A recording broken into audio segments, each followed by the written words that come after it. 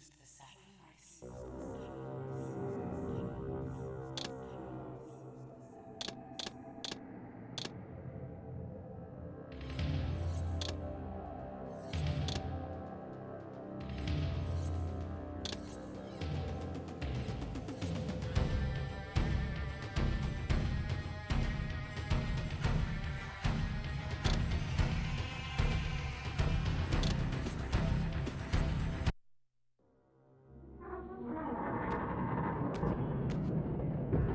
At last.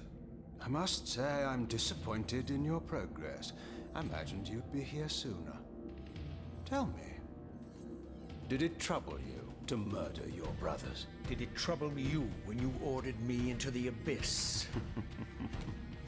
Eternity is relentless, Raziel. When I first stole into this chamber centuries ago, I did not fathom the true power of knowledge. To know the future, Raziel. To see its paths and streams tracing out into the infinite. As a man, I could never contain such forbidden truths. But each of us is so much more than we once were. Do you not feel with all your soul how we have become like gods? And as such, are we not indivisible? As long as a single one of us stands, we are legion. Our futures are predestined. Mobius foretold mine eons ago. We each play out the parts fate has written for us. Free will is an illusion. I found the tomb of Sarafan, Cain. How could you profane a priest by turning him into a vampire? How could I not? One must keep his friends close, Raziel, and his enemies even closer.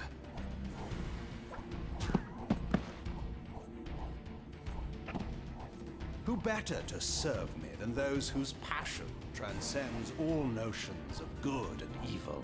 The Sarafan were saviors, defending Nazgul from the corruption that we represent. My eyes are opened, Cain. I find no nobility in the unlife you rudely forced on my unwilling corpse.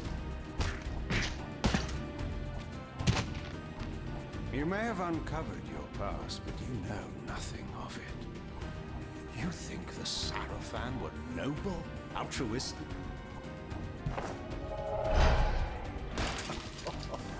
Oh, don't be simple.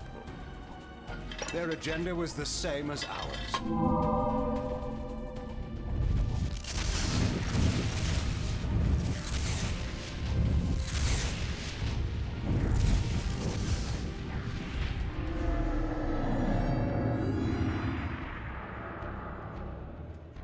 You nearly had me, Raziel.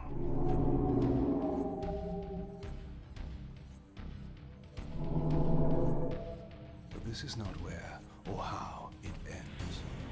Fate promises more twists before this drama unfolds completely.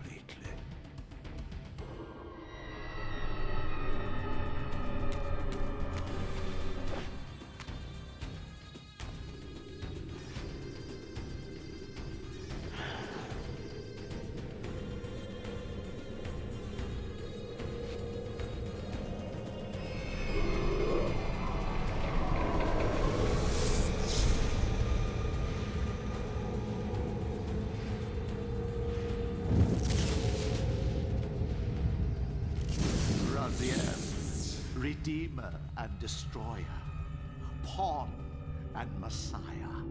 Welcome, time-span soul. Welcome to your destiny.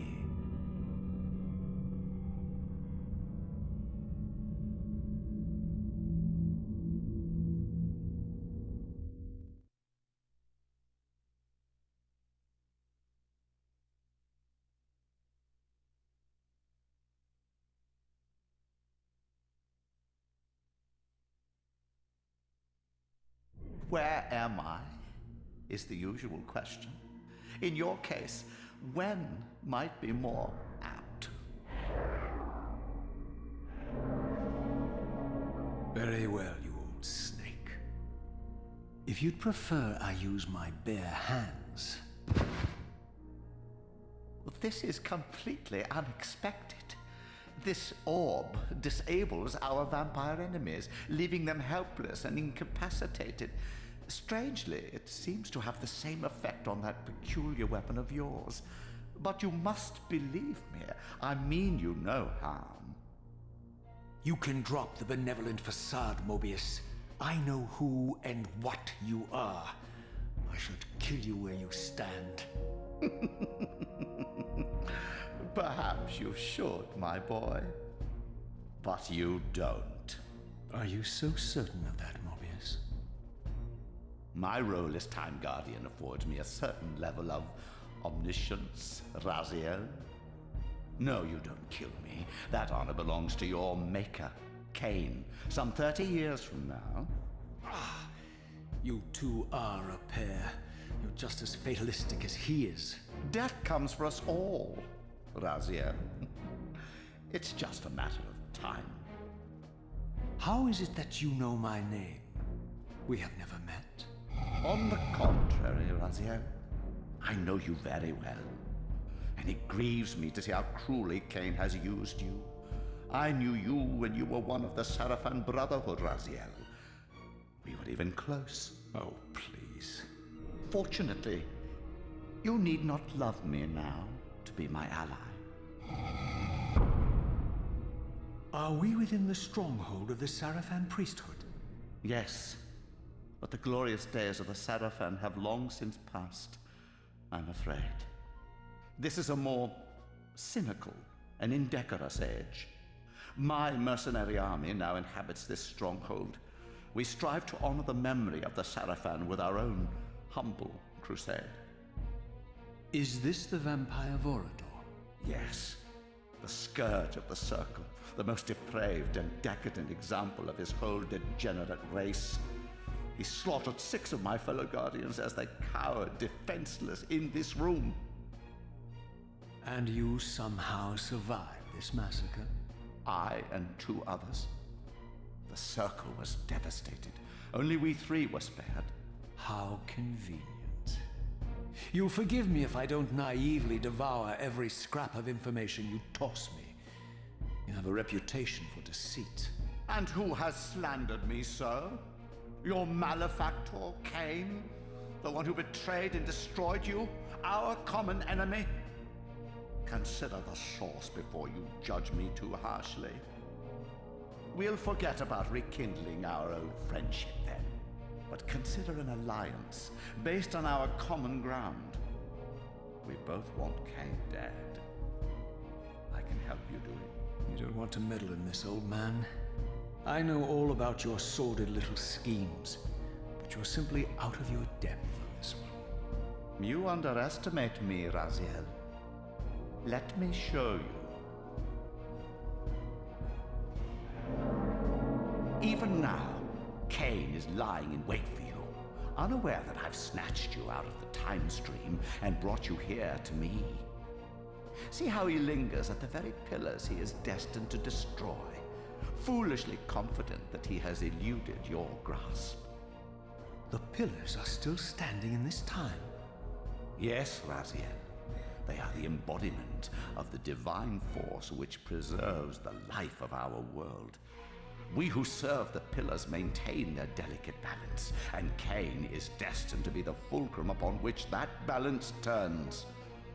I believe you have already endured the wasteland wrought by his terrible, selfish decision. Cain's very existence is a cancer upon this world. As long as he lives, all of Nosgoth is in peril. You may never again be human, Raziel. But you can re-embrace the essence of your humanity and the nobility of your Sarafan heritage. Go to him, Raziel, and end this. But first, you will need to find your way out of the stronghold, and in this, I'm afraid I cannot help you. My soldiers will not understand your appearance here. They will try to kill you. You needn't fear them, of course. They're no match for you. Try to keep the casualties to a minimum. But do what you have to do. All great movements require a few martyrs.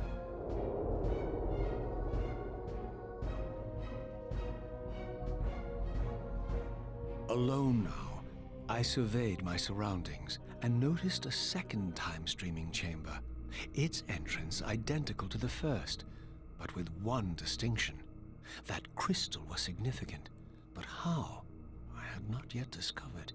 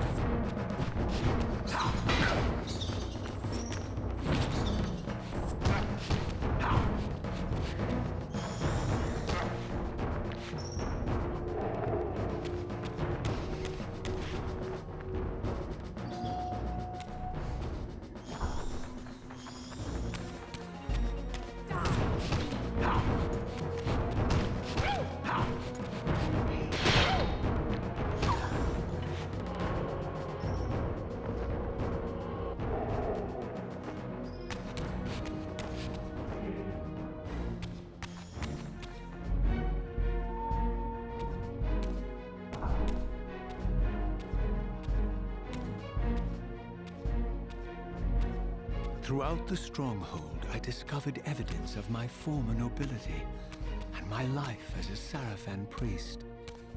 This was the heritage so foully stolen from me when Cain raided my sacred crypt and defiled me.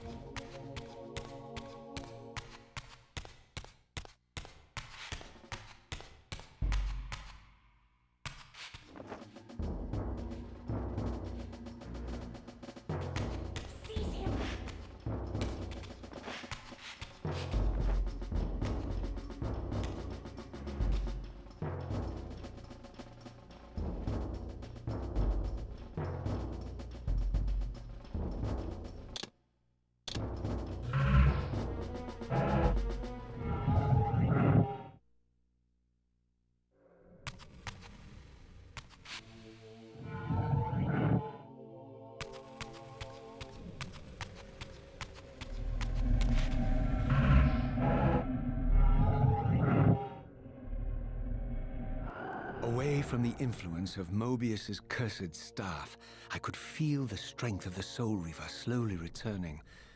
If that orb was as debilitating to vampires as it was to the blade, it gave Mobius a powerful advantage over his enemies. I finally understood how Mobius's crusade could decimate the vampires so successfully. If he could immobilize his enemies, they were at his mercy. But why, I wondered, would the staff have any effect on the Reaver?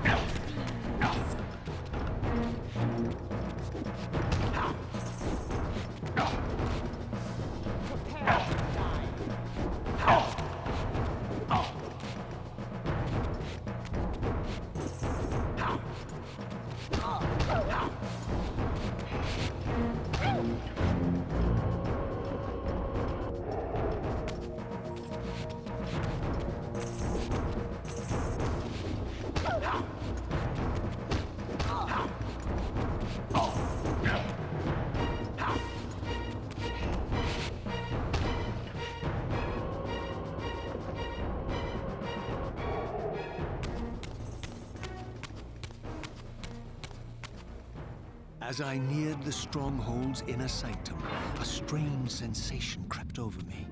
An indescribable feeling of displacement, a sense of vertigo, as reality itself appeared to warp and bend around me. The disturbance seemed to emanate from the sanctuary's furthest chapel. As I cautiously approached, the sense of dislocation intensified with each step. So this was the tomb of the beloved King William the Just, beatified here as the martyr and catalyst of Mobius's crusade. I was reminded of Kane's journey as a fledgling vampire, how Mobius coerced him to travel back in history and assassinate William, thus igniting a genocidal hatred of vampires among the citizens of Nosgoth. And here I discovered the source of the displacement. The Soul Reaver itself, laid out like a holy relic, and broken, apparently in the battle between William and Kane. I had not thought such a thing was possible, until, of course, Kane shattered the blade against me when he tried to strike me down. Thus, the captive spirit inhabiting the Reaver was released, and binding itself to me became my symbiotic weapon. And so the Reaver met its former self, still imprisoned in this corporeal shell.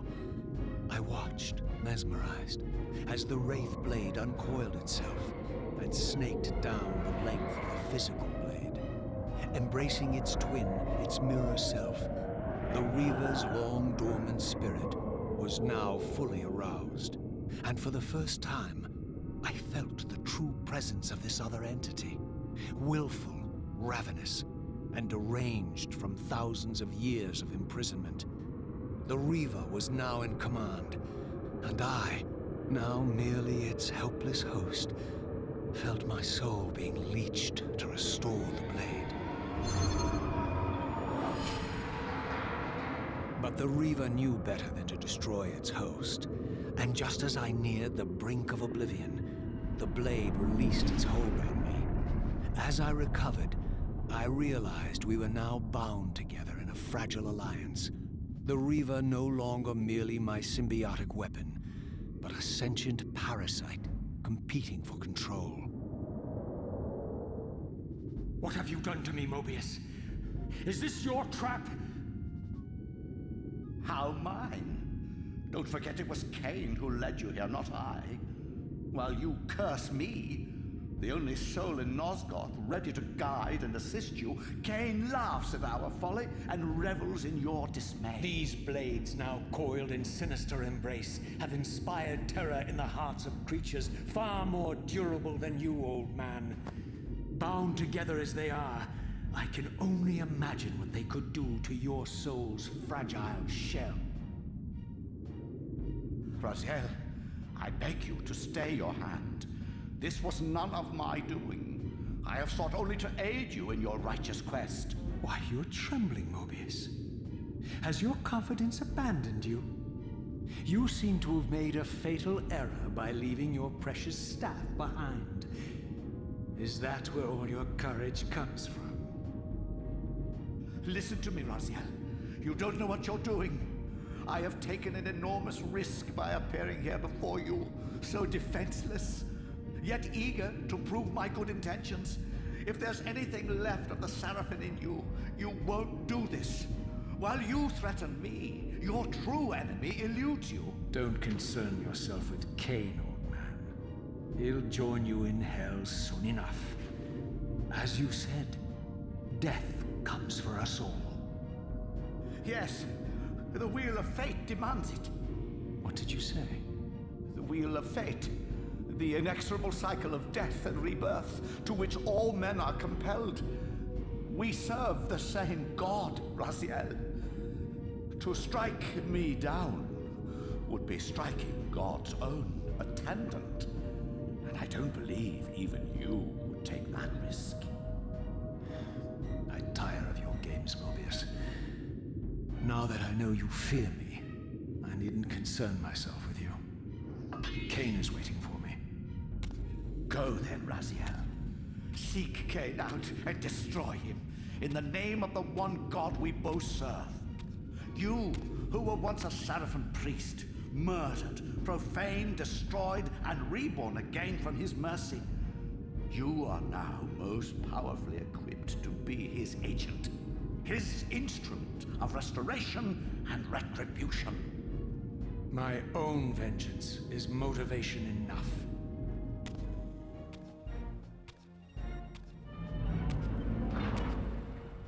By my soul, you almost had me, my little blue assassin. But that'll be the one and only chance you get. I assure you of that. I could now summon the blade at will, regardless of my strength.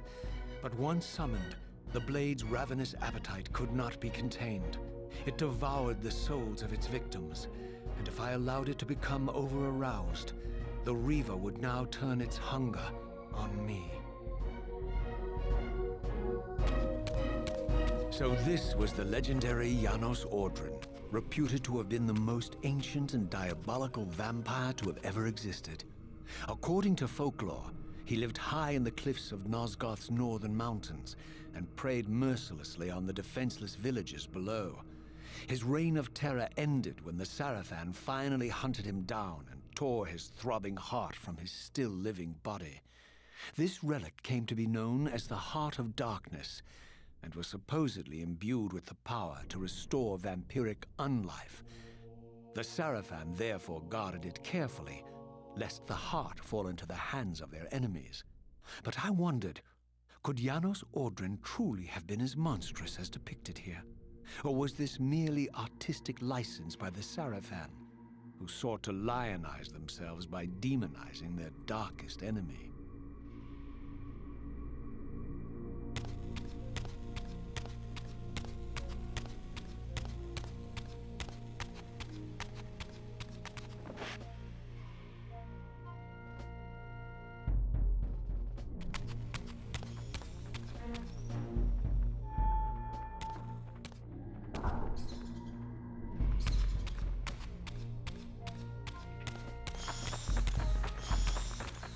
See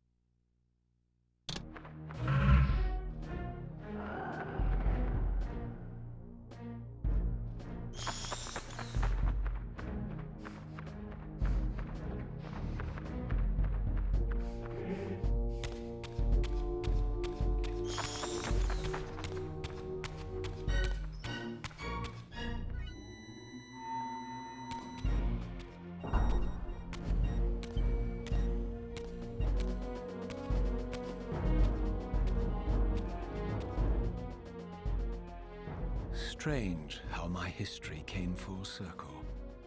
This chapel, I realized, was a memorial to my former Sarafan brethren and myself.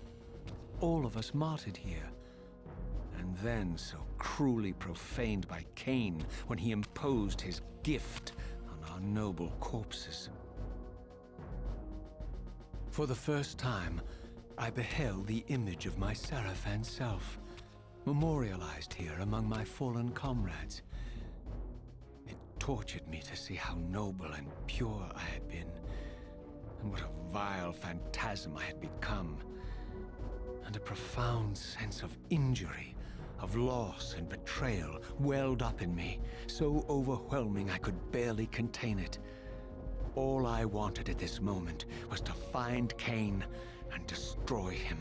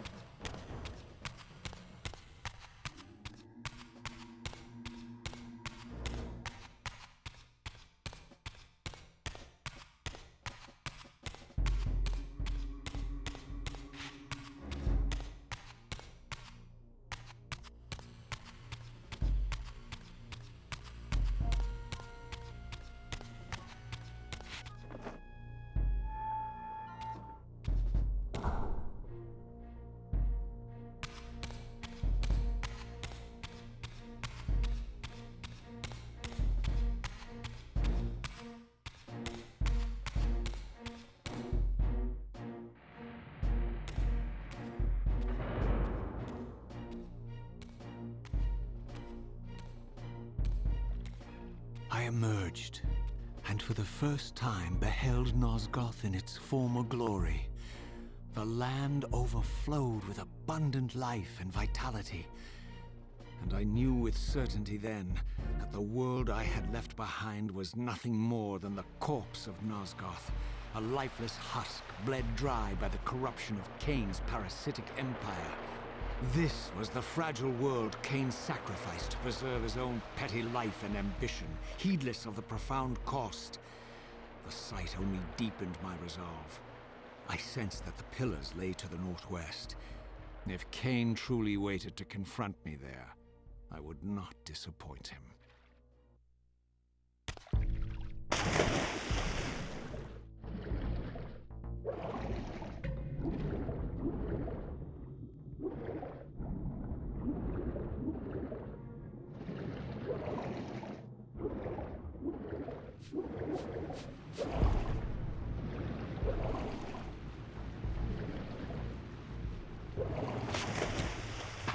As I passed this arcane landmark, a wisp of the Reaver's energy was drawn into the ring, illuminating it. This created a beacon of sorts in the spirit world. If ever I found myself depleted in the spectral realm, and my soul tossed on the ethereal winds, these beacons would draw me back to safety and restore me.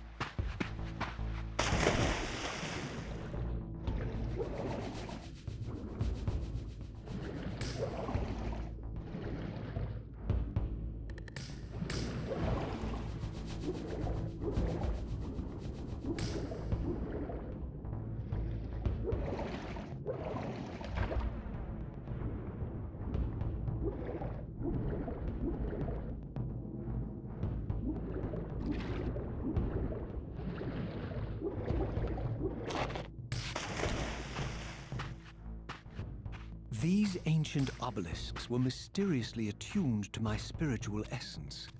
By simply touching the symbol, I could safely preserve an imprint of my soul, and thus create a milestone to which I could return when weary, and from which I could resume my journey.